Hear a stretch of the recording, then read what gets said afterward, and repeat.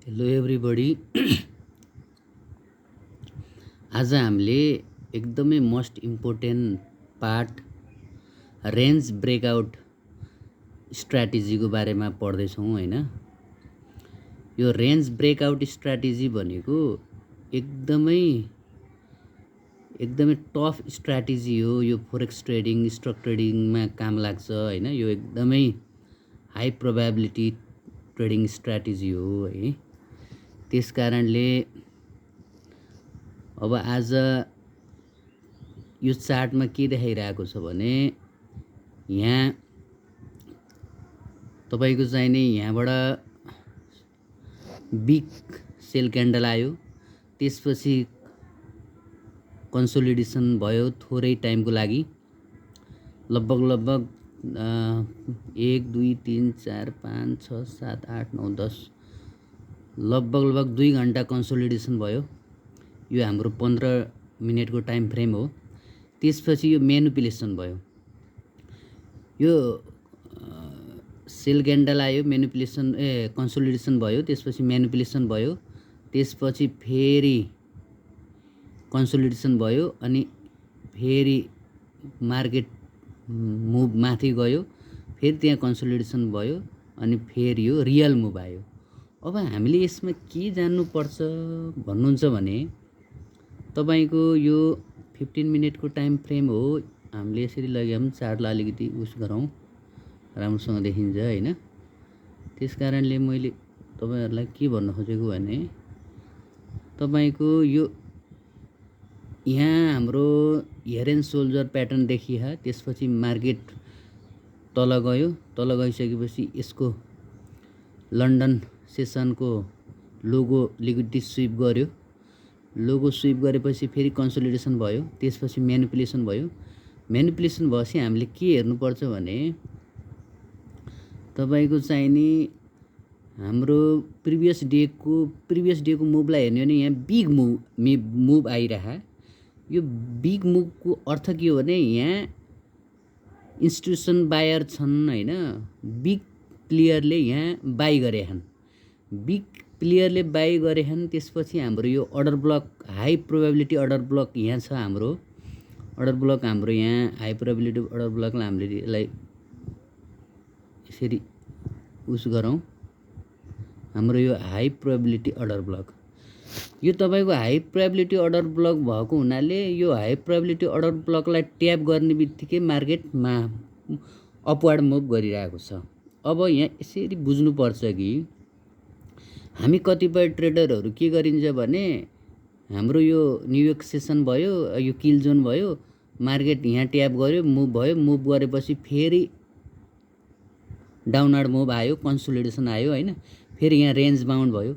यसमा हाम्रो के हुन्छ भने साइकोलोजी एकदमै विक हुन्छ, किनकि यहाँ कन्सोलिडेसन भयो, कता मेरो स्टप लस त खाँदैन भनेर हामी एकदमै साइकोलोजी स्ट्रङ बनाउनै सकिन्न, चाहे तपाईहरु हुनुहोस्, चाहे म होस्, चाहे जोसुकै होस् स्टार्टिङ फेजमा।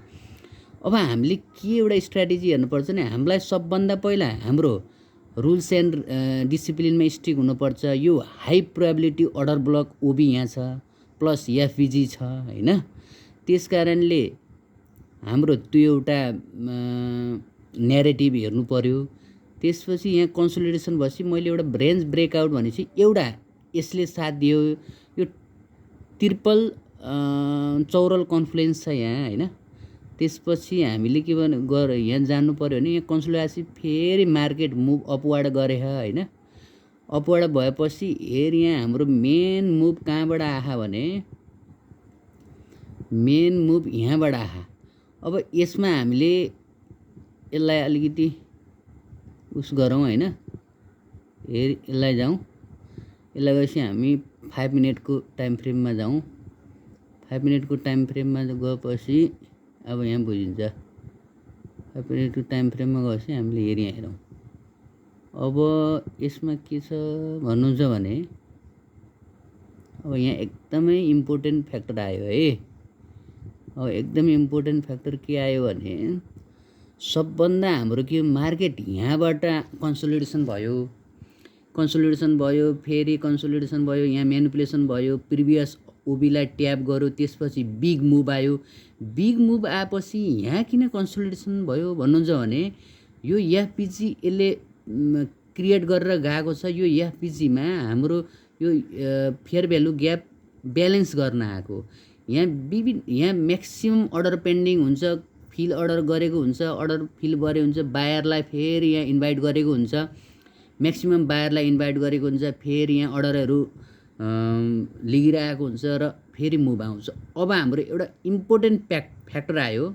यो रेन्ज ब्रेकआउट स्ट्राटेजीमा एकदमै इम्पोर्टेन्ट हाम्रो के हेर्नुपर्छ भने जब यो रेन्ज ब्रेकआउट गर्छ, ब्रेकआउट गरिसकेपछि यहाँ थोरै ब्रेकआउट गरिरहा, यसको यो विकलाई नलिकन हाम्रो यो बडीलाई हेर्ने हो भने यो बडीलाई बुस्ट गरेको छ, ब्रेकअप स्ट्रक्चर गरेको। हामीले के हेर्न पर्यो नि यहाँ यो कन्सोलिडेसन, यहाँ यो कन्सोलिडेसन एकदमै इम्पोर्टेन्ट फ्याक्टर हो। हामी के गर्छौँ भने यो कन्सोलिडेसन नआइकन यो मार्केट सिधै यसले मुभ गरेर माथि गएर फेरि तल आयो भने त्यो हाम्रो फेक ब्रेकआउट हुन्छ। अब यहाँ एकदमै इम्पोर्टेन्ट फ्याक्टर के हो भने यहाँ कन्सोलिडेसन आएपछि 100% यहाँ अक्सन हुन्छ। अर्को एउटा फेरि थ्योरी हुन्छ अक्सन थ्योरीमा, यहाँ विभिन्न बिग अर्डरहरू अक्सनहरू यहाँ विभिन्न पेन्डिङहरू हुन्छ। यो अक्सन अर्डरहरू के हुन्छ भने जब यहाँ कन्सोलिडेसन भएपछि यसको सङ्केत के हो भने मार्केट अब माथि जाँदैछ र यसले प्रिभियस स्विङका सब लिक्विडिटी यसले हन्ट गर्छ भने हामी कन्फिडेन्स हुनुपर्छ। एउटा कुरो पहिलो इन्ट्री हाम्रो ओबीबाट डाइरेक्ट भयो, ओबी गर्ने बित्तिकै हाम्रो तपाईको चाहिने यसलाई हामीले यो माथि जान दियौँ। माथि गएपछि हामीले रिटेस्टमा यहाँ हामीले इन्ट्री गऱ्यौँ, इन्ट्री गरेपछि कन्सोलिडेसन पछि यो माथि गयो। अर्को इन्ट्री भनेको हाम्रो यहाँ कसरी इन्ट्री गर्छ भने मेन कुरा हामीले यहाँ के खेल गर्नुपर्छ भने तपाईको यसमा हेर्नु, यहाँ नि एकदमै कन्सोलिडेसन गरे प्राइस। अब यहाँ मार्केट कन्सोलिडेसन गरेपछि यी सबको यहाँ लिक्विडिटी लिएको छ, यहाँ फेयर भ्यालु ग्याप छ, त्यसपछि ओरिजिनल मुभ आएको छ। अब एउटा हामीले के गर्न सकिन भने हामीले यो ट्रेडिङ भन्ने कुरो एकदम बोरिङ हुन्छ। एकदम तपाईले प्यासन भएर बस्नु भएको छ र एकदम त्यसले सेटअपलाई कुरिराख्नु हो भने यसमा फाइदा हुन्छ। अब मान्छेले एग्रेसिभ अब भो म एक डेढ घन्टा बसेँ अहिलेसम्म सेटअप मिलेन, अब म गरिदिन्छु भो भने साइकोलोजी उनीहरूको एकदम विक हुन्छ र हाम्रो यो मुभ हामीले पक्ड्न सक्दैनौँ। त्यस कारणले मैले के भन्छु भने यो एकदमै इम्पोर्टेन्ट फ्याक्टर भनेको यो कन्सोलिडेसन एकदमै चाहिन्छ। यो कन्सोलिडेसन भएन भने तपाईहरूले यो ट्रेड नलिख्दा पनि हुन्छ, किनकि यो ट्रेड हाई प्रोबेबिलिटी हुँदैन। यसले माथि गएर सिधै यसले यहाँका जति पनि हाम्रो यसको लिक्विडिटी छ यसको लिक्विडिटी पुरै हन्ट गरिदिन्छ। त्यस कारणले यहाँ कन्सोलिडेसनको अर्थ के हो भने यो म्याक्सिमम 80 देखि 90% प्रोबेबिलिटी हुन्छ कि जब यहाँ कन्सोलिडेसन छ भने यो माथि मार्केट जान्छ। त्यस कारणले यो हाम्रो चार्टमा हेर्दाखेरि के देख्नुहुन्छ भने लङ टाइम फ्रेममा हामीलाई हायर टाइम फ्रेममा हाम्रो बायस बियरिश छ। त्यस कारणले यो अर्को माध्यमबाट यो एलटिएच हो हैन, लङ टर्म हाई हो। यो एलटिएचलाई यसले ब्रेक गर्दैन, किनकि यो एलटिएचलाई ब्रेक गर्ने बित्तिकै यसको higher time frame breakup structure हुन्छ। त्यस कारणले यो लङ टर्ममा यसको बियरिश ट्रेन्ड भएको हुनाले यसको यहाँ फेयर भ्यालु ग्यापलाई यसले ट्याप गरेर फेरि यसले डाउनवर्ड मुभ दियो। हामीले आज मेन फोकस केमा गर्यौं भने हाम्रो आज यो रेन्ज ब्रेकमा हामीले एकदमै ख्याल गर्नुपर्ने कुराहरू के छ भने तपाईको यो टोटल्ली रेन्ज हुन्छ, यो पुरै टोटल्ली रेन्ज हो। यो रेन्जलाई हामीले हेरेर यो रेन्जलाई एकदमै रेन्ज बाउन्ड गर्छ। यहाँ विभिन्न भ्यालु एरिया हाई भनेर नि यसलाई भनिन्छ। यो ट्रेडिङमा टर्मिनोलोजी धेरै हुन्छ, विभिन्न तरिकाले यसलाई कन्सोलिडेसन भन्छ, साइडवेज मार्केट बन्छ। त्यसपछि कतिपयले भ्यालु एरिया, यहाँ हाई भोल्युम अर्डरहरू छ। High volume order value area high, जब यसले ब्रेक गर्छ अनि त्यसपछि फेरि कन्सोलिडेसन गर्छ, फेरि बायरहरूलाई इन्भाइट गर्छ, त्यसपछि रियल मुभ दिन्छ। त्यस कारणले फर्स्ट एन्ट्री यहाँबाट भयो। यो फर्स्ट एन्ट्री अलिकति टफ किन छ भने फर्स्ट एन्ट्री गरेपछि यत्रो कन्सोलिडेसन हामीले वेट गर्न सकिँदैन।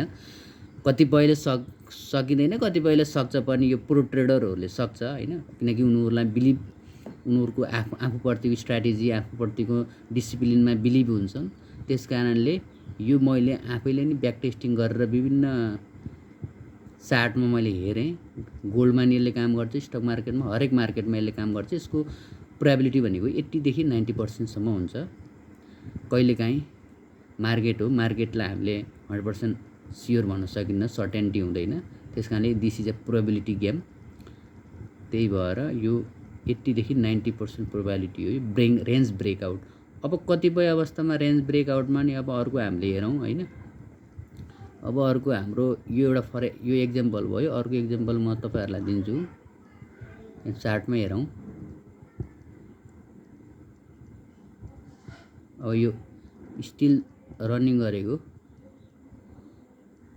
अब स्टिल यो रनिङ गरेको एउटा रेन्ज के छ भने एउटा यो तपाईँको एउटा रेन्ज यो छ, यो पुरै रेन्ज हो। यसको रेन्ज ब्रेकआउट गरेपछि अब यहाँबाट थोरै कन्सोलिडेसन गर्छ, मेरो ख्यालमा गर्नुपर्छ यसले। त्यसपछि माथि बुम भएर जान्छ। त्यस कारणले हामीले ख्याल गर्नु परेको भनेको रेन्ज ब्रेकआउट थ्योरी भनेको एउटा इम्पोर्टेन्ट थ्योरी हो। जब आफ्नो रेन्ज ब्रेक गर्छ, रेन्ज ब्रेक गरेपछि केही समय कन्सोलिडेसन गर्छ। कन्सोलिडेसन नि के मानेमा गर्छ भने यो अपवार्ड मुभमा थोरै कन्सोलिडेसन गर्छ म्याक्सिमम टाइम, डाउनवार्ड मुभमा कहिलेकाहीँ गर्दैन पनि, किनकि सेल फास्ट मुभ हुन्छ बाई भन्दा। यति भन्दै आजको यो टपिकलाई यहीँ सिद्ध्याउँछु होइन। अर्को पालि अर्को स्ट्राटेजी हेरौँला। अब तपाईँको यहाँ पनि हेर्न सक्नुहुन्छ, यो रेन्ज हो। यो रेन्जलाई यसले ब्रेक गर्यो, ब्रेक गरेपछि यसको यो लिक्विडिटी अर्न गर्यो है त।